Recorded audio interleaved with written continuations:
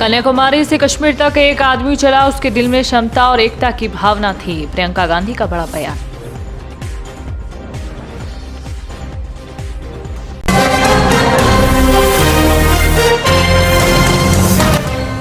महाराष्ट्र में corona virus के 437 नए मामले आए सामने।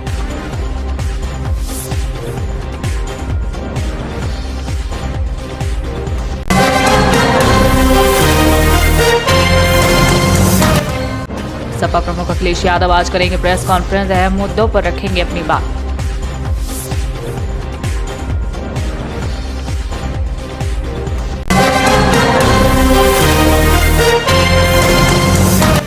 गृह मंत्री अमित शाह आज ओडिशा के दौरे पर, जनसभा को करेंगे संबोधित।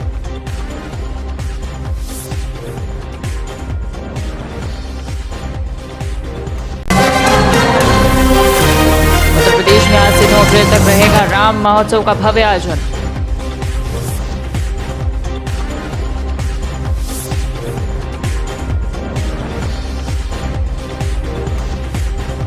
पोषक तत्वों का खजाना है फोर्टिफाइड राइस, क्षेत्रीय पूर्ति अधिकारी प्रदीप कुमार यादव ने कहा है।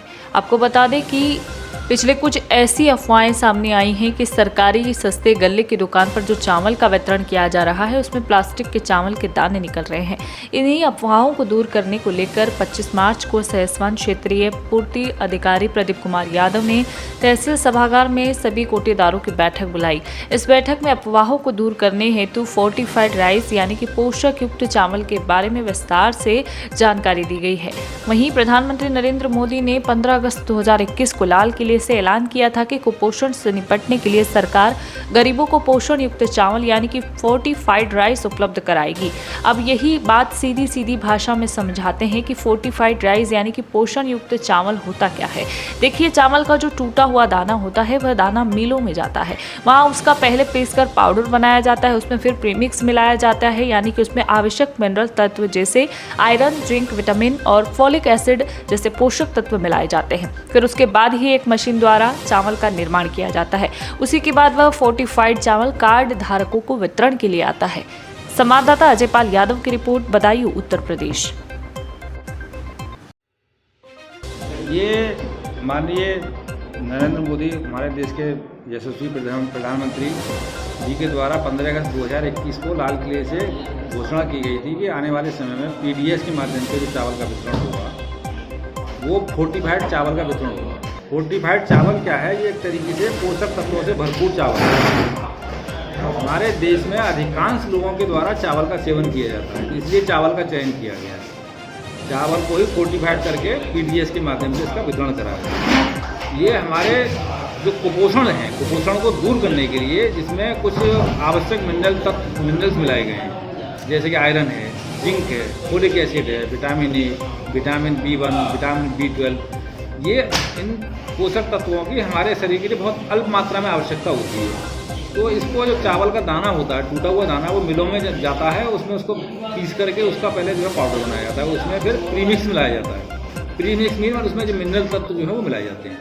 उसको फिर एक मशीन होती है, उस मशीन के द्वारा फिर से दोबारा से चावल का निर्माण किया जाता है। वो चावल हमारे सामान्य चावल, जो सारा चावल है, उसको 1:100 के अनुपात में उसका मिक्सचर मिलाया जाता है। तो इसका 1:100 के अनुपात में ये फोर्टिफाइड राइस मिक्स होकर के हमारे पीडीएस के थ्रू आम जनता को, कार्ड धारकों को वितरण के लिए आता है।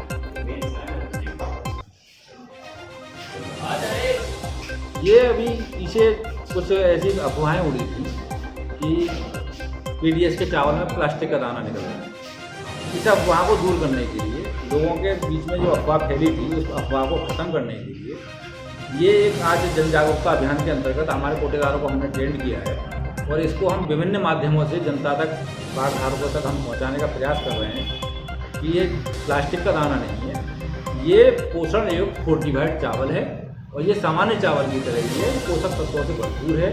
इसका स्वाद भी वही है, ये पकाया भी वैसे ही जाता है और इसका खाने पकाने का तरीका वही है।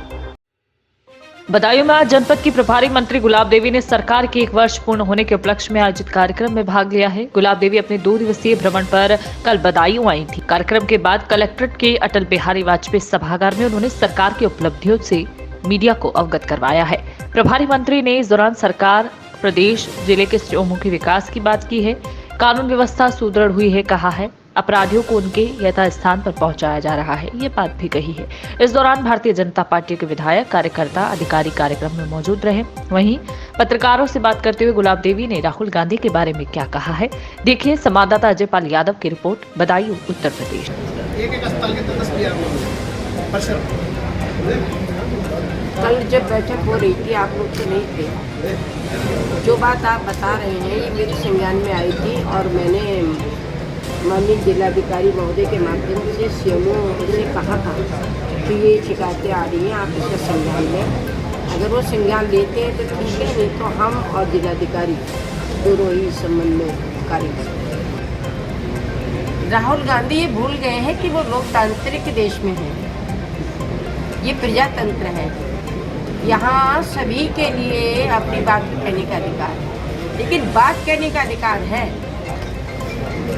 किसी की बेइज्जती करने का अधिकार नहीं है। राहुल गांधी अब यहाँ की सभ्यता और संस्कृति से अवगत तो है नहीं। वो ना तो देश की राष्ट्रभक्ति को छोड़ते हैं, वहाँ उनको भी उसको भी गाली देते हैं। शहीदों की शहादत के ऊपर भी मजाक उड़ाते हैं। संविधान का भी वो उल्लंघन करते हैं। जो हमारे देश की नीतियां हैं, कानून हैं, उनका भी मजाक उड़ाते हैं। कोई भी विशेष संस्था है उसके लिए भी अपशब्द बोलते हैं, व्यक्ति विशेष है उसके लिए भी बोलते हैं। जब वो इतना बोलते हैं तो इस प्रजातंत्र में सबको अपने सम्मान रखने का अधिकार है और मानहानि का मुकदमा करने का उसका अधिकार बनता है। तो इसमें घमासान की कोई बात ही नहीं है।